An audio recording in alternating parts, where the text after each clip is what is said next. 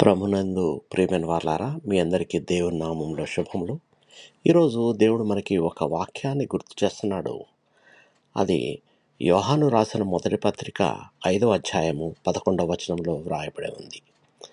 దేవుని కుమారుని అంగీకరించువాడే జీవము గలవాడు. అంటే దేవుడు తన అద్వితీయ కుమారుడైన యేసు ప్రభుని నీ కొరకు నా కొరకు ఈ లోకంలోకి పంపాడు. ఎవరైతే ఆయనను దేవుని కుమారుడుగా అంగీకరించి వారి హృదయాల్లో స్వీకరిస్తారో వారికే నిత్య జీవము అనుగ్రహించబడుతుంది. ఎవరైతే ఆయన కుమారుని త్రోసిపుచ్చుతారో లేదా క్రీస్తుని హృదయాల్లో దేవుని కుమారుగా స్వీకరించకుండా ఉంటారో వారికి నిత్య జీవం అనేది లేదు అని ఈ వాక్యం చాలా స్పష్టంగా చెప్తుంది.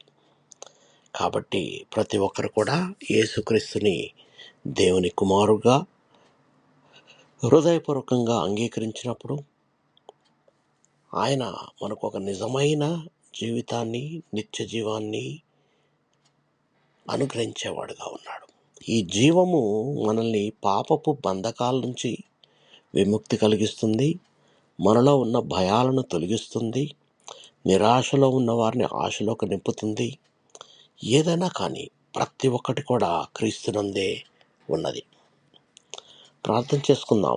మమ్మల్ని మిక్కిలిగా ప్రేమించిన మా ప్రియ పరలోకపు తండ్రి, మీ ప్రియ కుమారుడైన యేసుక్రీస్తును మాకు దయచేసినందుకు, అనుగ్రహించినందుకు మీకు కృతజ్ఞతాస్తుతులు, వందనాలు.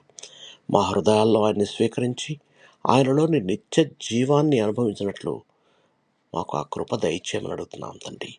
మా బలహీనతల్లో మాకు బలమై, మా చీకట్లలో మా వెలుగై నడిపించండి. యేసు కృపగల నామంలో ప్రార్థించి వేడుకొనుచున్నాము తండ్రి. ఆమేన్. మీకెవరికన్నా ప్రార్థన అవసరమైతే నాకు వాట్సాప్ చేయండి. దేవుడు మిమ్మల్ని బహుగా దీవించి భద్రపరచునుగాక. ఆమేన్.